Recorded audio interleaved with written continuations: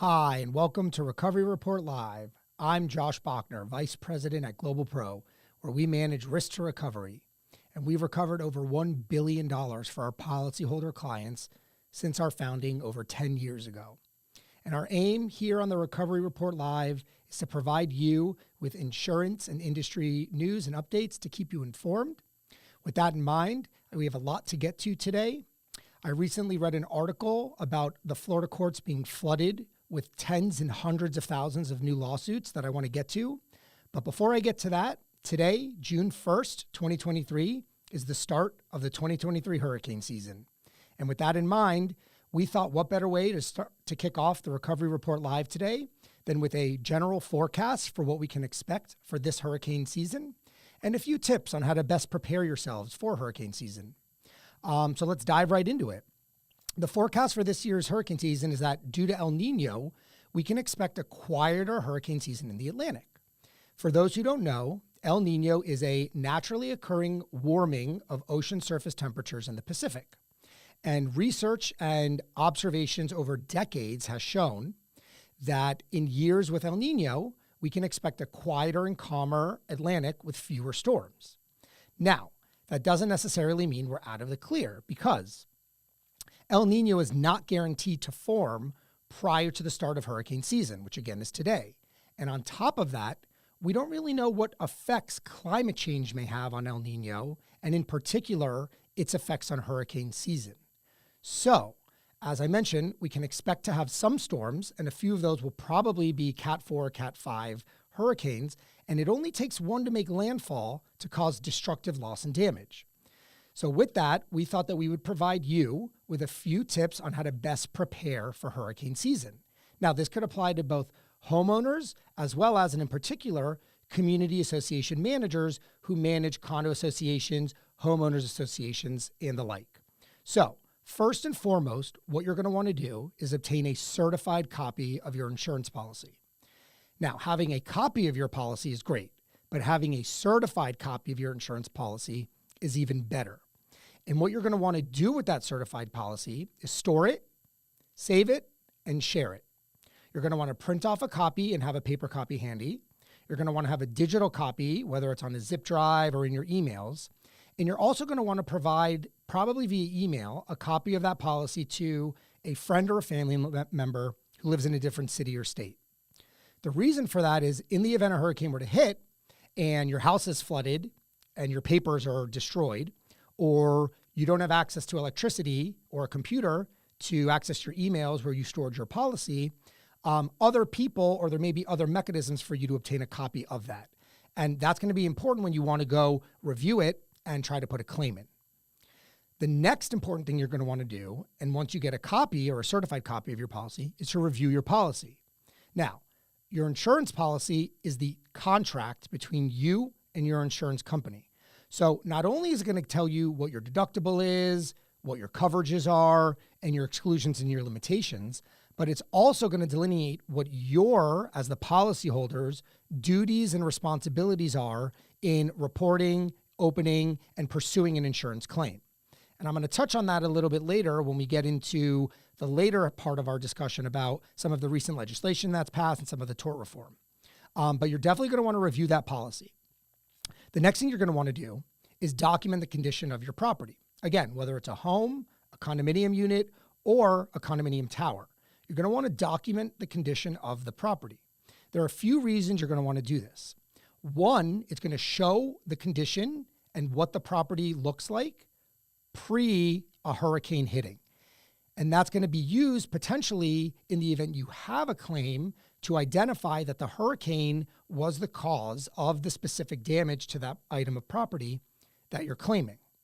But more than that, it may also serve as a baseline of the condition of the property so that later when the carrier in the claims process tries to argue that that property was pre-existing damage or it was corrosion or deterioration, you can then go to that photo or that video on your phone or your computer and say, no, I have a picture of it prior to the storm and it was in a great condition. So it's going to serve multiple purposes, and it's very important to document the conditions of your properties before the storm were to hit. The next thing you're going to want to do, and this is particular to community association managers and homeowners associations as well, but you're going to want to have a hurricane plan. And that plan is going to delineate very specifically with roles and tasks what people are going to do during a hurricane watch, during a hurricane warning, and at the time a hurricane hits and after. So it's very important to have a hurricane plan in place and to share it with members of your boards, family members if you have a hurricane plan as a homeowner, as well as unit owners, tenants, and condo owners as well. And finally, one thing you may want to consider is retaining the services of a professional mitigation contractor and or a public adjuster prior to a hurricane hitting. The reason you're going to want to do this is because once a hurricane hits, you may not have electricity to make phone calls, roads may be impassable, and it may be very difficult to get some of these professional service providers to your property to assess damages and or to provide emergency mitigation services. By preempting that and getting on some type of preferred client list or retaining them prior to a storm hitting, you guarantee that you're going to be top of list, top of mind in the event a storm were to hit. So that is something that you may want to consider as well. Now, like I talked about at the top of our show, I wanted to get into a recent article that I read about recently tens and hundreds of thousands of new lawsuits being filed in the state of Florida. And this is apparently in response to House Bill 837. And as it became clear that this law was going to be signed and become effective in March, plaintiffs' attorneys and plaintiffs' firms started filing hundreds of thousands of lawsuits to protect their clients' rights. And I'm going to go by the numbers here. Over 280,000 new lawsuits were filed in April alone. That's 2 times the previous record from May of 2021. The total number of documents in these case filings was 3.6 million. 3.6 million documents in these 280 plus thousand case filings. And about 44% of these new cases were filed in Miami-Dade County and Hillsborough County, which is home to Tampa.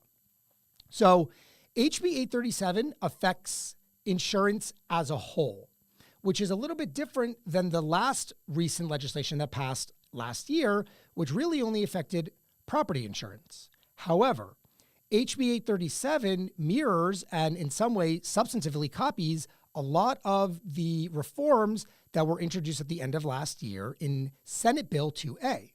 So Senate Bill 2A was the law, the legislation that was passed in December of last year that, for example, eliminated one-way attorney's fees in property insurance disputes and claims. Well, now with HB 837, that has been extended to all insurance litigation matters. So it's not only property insurance, it's all insurance litigation matters. The one-way attorney's fees has been eliminated.